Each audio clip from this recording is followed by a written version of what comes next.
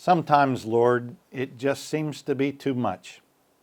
Too much violence, too much fear, too much of demands and problems, too much of broken dreams and broken lives, too much of war and slums and dying, too much of greed and squishy fatness, and the sounds of people devouring each other and the earth. Too much of stale routines and quarrels, unpaid bills and dead ends. Too much of words lobbed in to explode and leaving shredded hearts and lacerated souls. Too much of turned away backs and yellow silence, red rage, and the bitter taste of ashes in my mouth. Sometimes the very air seems scorched by threats and rejection and decay until there's nothing but to inhale pain and exhale confusion. Too much of darkness, Lord. Too much of cruelty and selfishness and indifference. Too much, Lord. It's just too much. Too much bloody, bruising, brainwashing much. Or is it too little? Too little of compassion. Too little of courage, of daring, of persistence and of sacrifice. Too little of music and laughter and celebration. Oh God, make of me some nourishment for these starved times. Some food for my brothers and sisters who are hungry for gladness and hope, that being bread for them, I may also be fed and be full. Those words are written as a part of a liturgy that was written over 25 years ago by Ted Loder in his unique book, Guerrillas of Grace. And even though those words were written decades ago, they seem to be appropriately touching us at the heart of where we are these days. Some days in the midst of this pandemic, it just seems to be too much for us to handle. There's pain and death, and it's all around us here within the bounds of the New York Annual Conference. When you look at the maps and the projections in the state of New York and Connecticut, it is absolutely clear that we are at the epicenter. We're having to deal with the magnitude of this virus on a scale found nowhere else on planet Earth. It's affected our families and our friends and our local churches. It has highlighted injustices. It's revealed people on the margins. And it's revealed the depth of systemic racism that has lessened the importance of certain individuals at the expense of others, especially the privileged ones who maintain control and power, whether it's found in the safety of our homes or in the availability to stockpile food and services just to keep us healthy. Some days, when you look at the big picture, it just seems like it's too much. One of the realities that we are facing is that we're beginning to enter another phase in this pandemic. It's a phase that you can see emerging across the country, and it's related to one critical question: when can we get back to normal? It's a phrase where tensions and anxieties and outbursts are beginning to happen on the steps of state capitals and in the living rooms of our homes. Whether it's a desperate need for a paycheck or the simple reality of cabin fever, and that is a reality. Some days it just seems like it's too much to handle. And the outbursts appear to be more related to our anxiety than it is about the particular issue being raised. You know, I just have to say I worry about us in this next phase, our mental health and our spiritual well-being. I worry about unnecessarily focusing on things that are minors in the midst of the big major that we're dealing with. And I worry about doing harm through the words that we inappropriately speak or the actions that we don't intend to do but can't find a way to avoid because we're smothering in the emotions and anxieties about our world and about our lives being overturned and turned upside down. It really reminds me of the dilemma that the Apostle Paul described in Romans chapter 7. You know those words. Paul said one day, "I do not understand my own actions. For I do not do what I want, but I do the very thing I hate. I can will what is right, but I cannot seem to do it. For I do not do the good I want, but the evil I do not want is what I do." You can relate to that, can't you? I know I can. It is so important for us in this vulnerable time that we're in to just breathe. Think before you speak. Be in touch with our inner drivers and set as an intentional pattern the need to be careful with one another every moment of every day. In his poem, Loder said that although it seems like this is too much, perhaps it's too little. Too little of compassion, too little of courage, of daring, of persistence, of sacrifice. Too little of music and laughter and celebration. And then he goes on and says, "Oh God, make of me some nourishment for these starved times, some food for my brothers and sisters who are hungry for gladness and hope, that being bread for them, I may also be fed and be full." I just wanted to remind you at the beginning stages of this message to you today, to remind you to be good to yourself. Please take good care of yourself. If you're having a rough time, confide in a friend or a therapist. If you don't know where to turn, reach out to us and we'll help you find the assistance that you need. And if it isn't that bad, just remember to find time for quiet reflection, solitude, prayer, and reading. Think twice about your reactions and your potential overreactions. Just breathe. As you are aware, our annual conference session has been postponed this year until the fall. Now, we're still working out the details, and it's going to be a much abbreviated session, as many of you know, and we're not quite yet ready to release the dates and tell you about the plans. We're trying to work it out even as we speak, and we'll let you know about the dates and the plans as soon as we know. But the postponement of annual conference gives us a window of renewal and rest that I've been talking about. Our annual conference was scheduled for Thursday, June 11th through Sunday, June the 14th. Those dates should already be booked out on your calendars. Those are dates when our pastors were expected to be away from their pulpits and away from their day-to-day activities. So I'm announcing today that those dates, Thursday through Sunday, June 11th through the 14th, are being set aside as a period of pastoral respite. I'm asking for local churches to support their pastors, taking 4 days for rest, renewal, and reflection.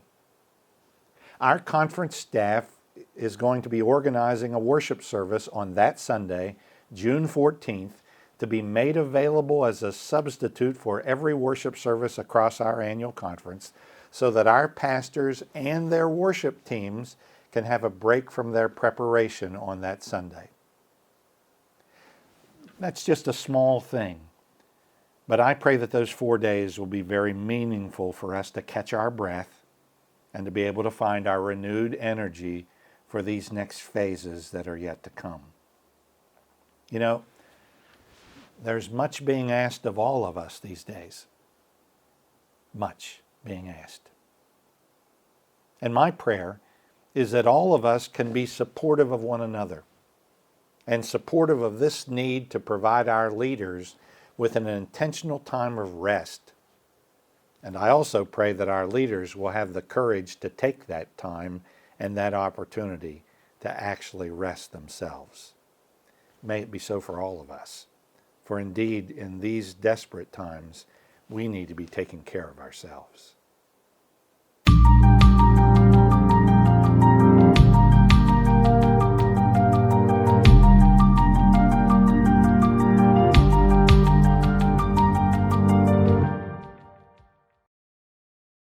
You know, one of the things that I frequently celebrate is being able to claim my faith as a United Methodist Christian. This combination of the gospel message and directives of Jesus to love God and love neighbor, with the unique features combined of our Wesleyan understanding of faith based on things like personal and social holiness, the directive to do no harm, do good, and stay in love with God, and the core principles of saving grace, justifying grace, and sanctifying grace, all of that together causes me to celebrate how I have been formed as a United Methodist Christian and how I am being formed into the likeness of Christ every day. You know, when I walk outside on a beautiful day like today and I witness the beauty of God's creation emerging in the springtime, as a United Methodist Christian, I immediately begin to think about our emphasis on the stewardship of creation and the need to care for the earth that God's provided for us. When I read the paper or I listen to the news and hear about how people on the margins, folks like the immigrants, the vulnerable in nursing homes, the people victimized by systemic racism, others who are suffering greatly from the effects of the coronavirus, I begin to immediately draw upon my Methodist upbringing and our emphasis to be involved in transmitting the gospel through acts of social justice, dismantling racism, and care for the poor. When I enter a church and I look at a communion chalice or a baptismal font, I immediately begin to celebrate a Methodist theology of acceptance, inclusion, and welcome for everyone to join us at the table and on the journey toward Christ-like holiness. When I see an offering plate, I immediately begin to draw upon a faith that says that for those who have been given much, much is required in return. I think about tithing and faithful giving, even in the midst of hardship and uncertainty, and how in the midst of that faithfulness, all of us will be blessed by God. And when I stand in a pulpit, I immediately begin to focus on the opportunity to transmit the Word of God in some way that will create a spark, light a fire, or cause someone to find hope and joy as we evangelize the world for Christ. Friends, those are the values that we hold dear as United Methodist Christians. And they are the values that will continue to inform every decision that we're making moving forward in the midst of this pandemic. We cannot do anything less than that. It's our call. It's our mandate.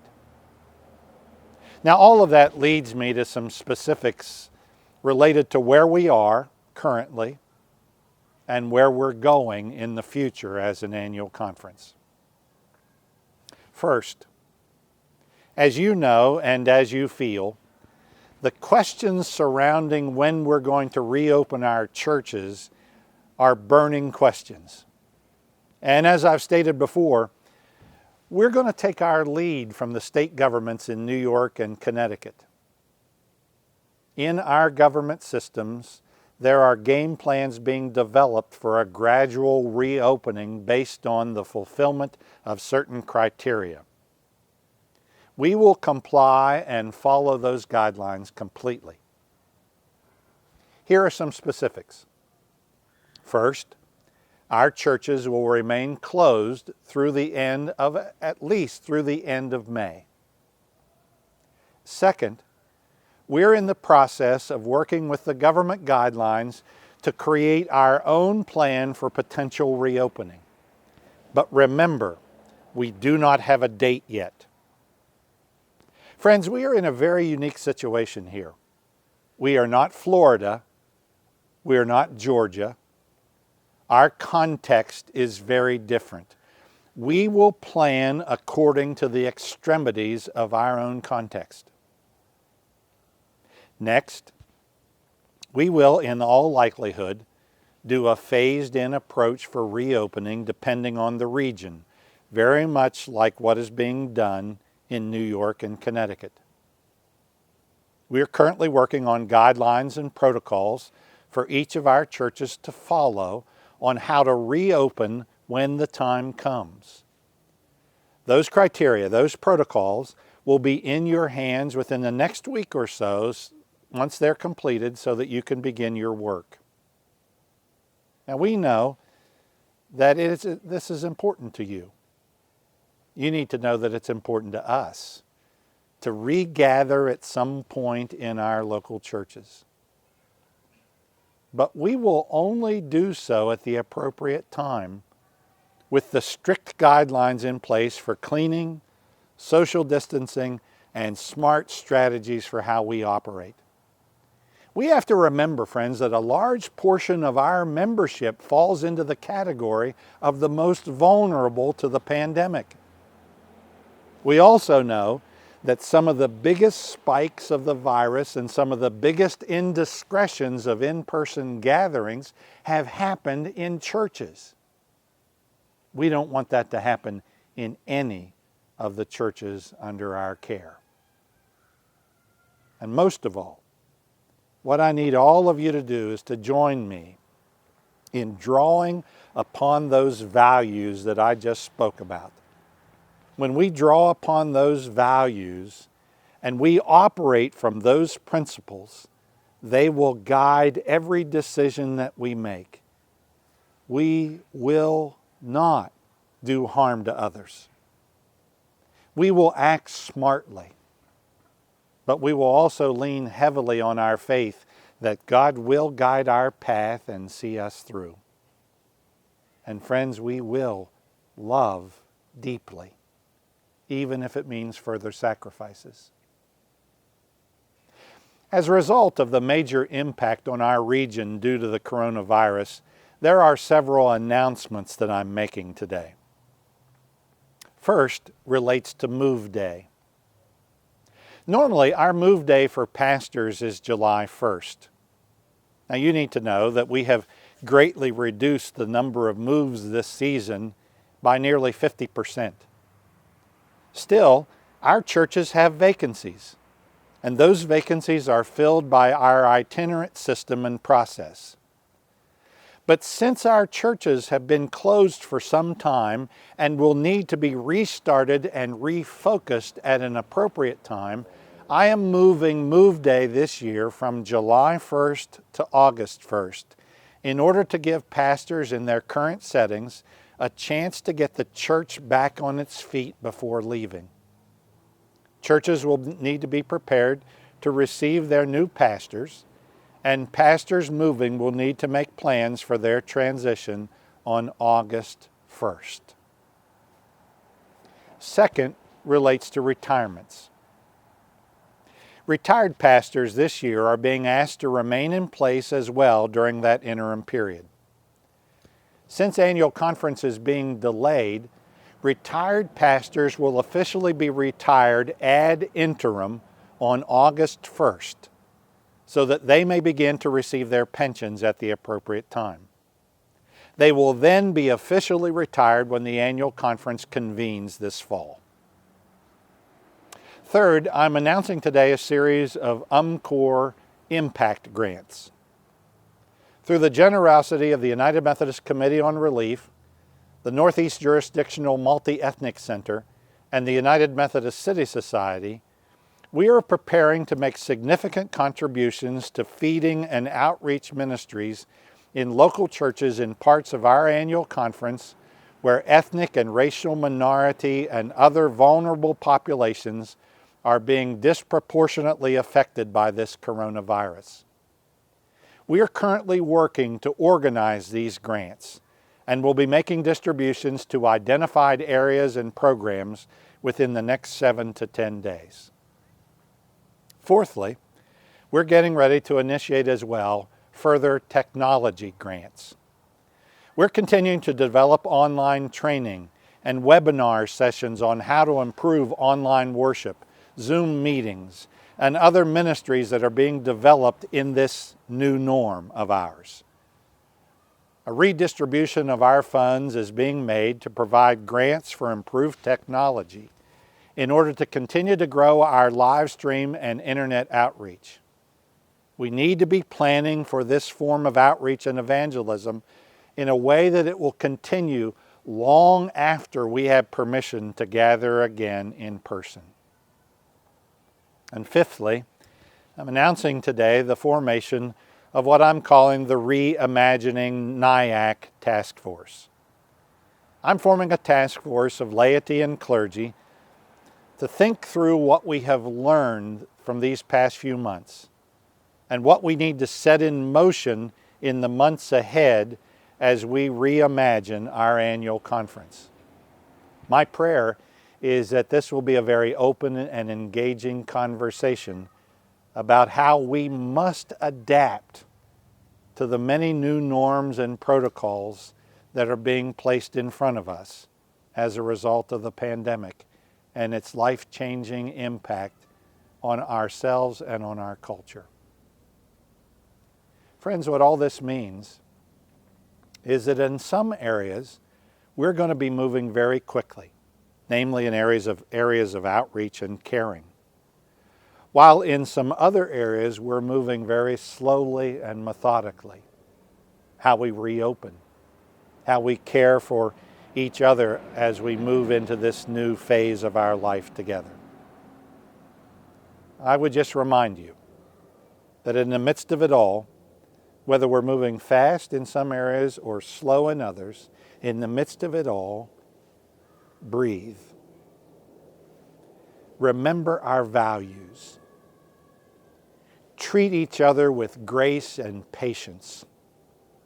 And in every situation you face, especially the places where you are tempted to react in ways that may do harm to others by the words you say or the actions you take, in it all, demonstrate your deep love for God and for one another.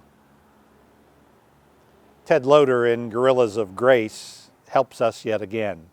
He writes, "O God, complete the work that you have begun in me. Release through me a flow of mercy and gentleness that will bring water where there is desert, healing where there is hurt, peace where there is violence, beauty where there is ugliness, justice where there is brokenness, beginnings where there are dead ends. Waken in me, O God, gratitude for my life, love for every living thing, joy in what is human and holy, praise for you. Renew my faith that you are God, beyond my grasp but within my reach, past my knowing but within my searching, disturber of the assured, assurer of the disturbed, destroyer of illusions, creator of dreams, source of silence and music, community and solitude, light and darkness, death and life.